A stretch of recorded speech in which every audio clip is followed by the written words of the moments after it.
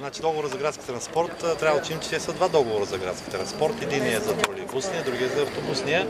Това, което мога да ви кажа, че тази сутрин сме пратили уведомление до ръководството на градски транспорт, че едностранно прекратяваме договора за тролейбусния транспорт поради неизпълнение на клаузите от договора, а именно неизпълнение на пробега, който е заложен.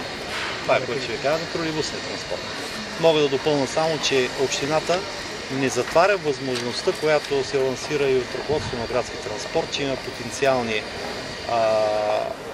фирми, имат контакти, които могат да инвестират в тролейбусен транспорт. Ние сме отворени да продължим развитието на тролейбусния транспорт и по тази линия, ако се появи такъв потенциален кандидат, и бихме възложили конкурс за договор с тролейбусен транспорт. Но новината, която ви очаквате, е, че сме изпратили съобщение за едностранно прекратяване на договора за тролейбусен транспорт за градски транспорт АД Пловдив. Чисто юридически, какво се случва чисто юридически с това писмо?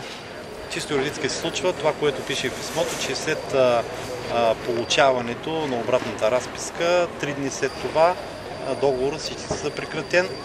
Също уведомление сме изпратили до ДАИ, че ние прекратяваме договора, да контролират изпълнението, ако има все пак такова и продължава, и спираме изплащането на субсидии и компенсации, които се полагат за тролейбусен транспорт. Контактно събрание, какво ще стане? Моля? Значи те са общо за транспорта, субсидиите държавните около 70 хиляди, компенсациите от държавата около 40 хиляди, говоря това, което се даваше на градски транспорт, и компенсации от общината около 100 хиляди. Това е общо. Частта, която се полага за тролейбусен транспорт, просто няма да се изплаща. Какво ще стане с контактната мрежа? Точно трябва да направя.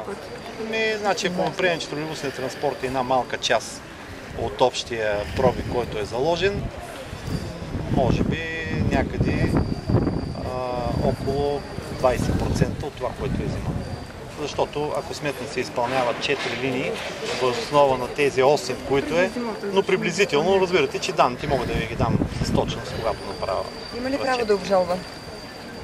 Значи в България всеки има право да обжалва всичко. Това е демократична държава. Въпросът е, че договора, въз основа на който се изпълняват линиите, е категоричен и едно към едно се изпълнява точката. При 3 поредни месечни неизпълнение на пробега, едностранно договора се прекратява от общината. Контактната мрежа, какво ще стане, господин Държиков? Това е последващата стъпка. Пак ви казах, че ако се появи, както и ръководството от градски транспорт каза, че преговаря с инвеститор, който иска да инвестира в тролейбусен транспорт, и това стане бързо, тогава ние може да възложим конкурс за възобновяване на този екологичен транспорт. Стига да се появи наистина сериозен такъв инвеститор. Ако стане с контактната мрежа, това е последваща стъпка, която ще научите. Имате ли информация?